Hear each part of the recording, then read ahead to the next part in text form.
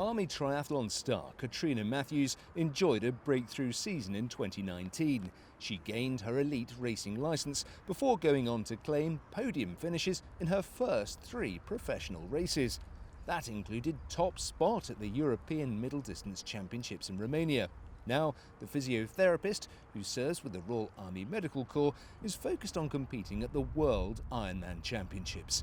The coronavirus pandemic created a number of challenges for athletes, but the lifting of certain lockdown restrictions, allowing a return to open water swimming, means at last the young officer can fully immerse herself in her training programme.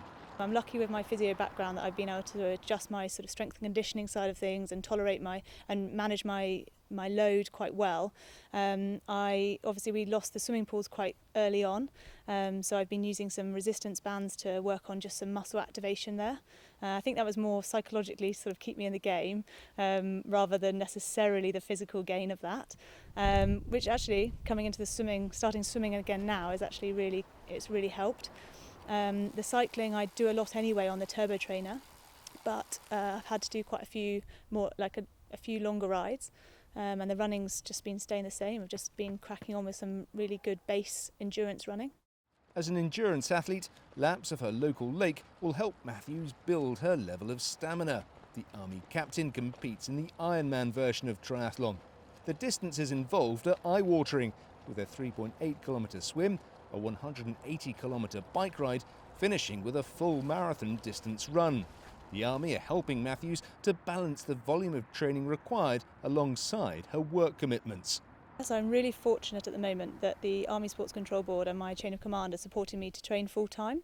So I'm continuing my competencies as a job role as a physiotherapist in the Army, but my training schedule at the moment is allowing me about 20 to 30 hours a week of physical training, which is really sort of supports the endurance lifestyle, and it gives me enough time to recover from those sessions and really prioritise the key sessions during the week, so I can really make the sort of fitness and the adaptation gains that's required for such a really long endurance event.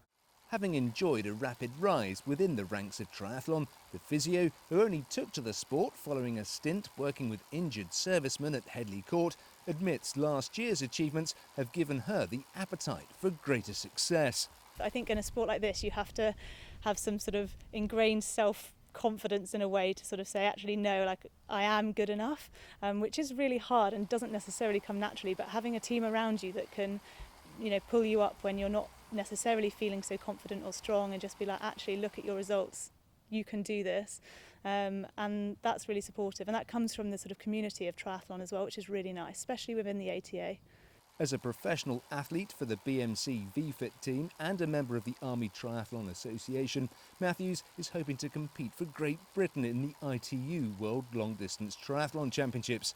Her main focus, though, is to feature at the spiritual home of the sport, the World Ironman Championships in Kona, Hawaii.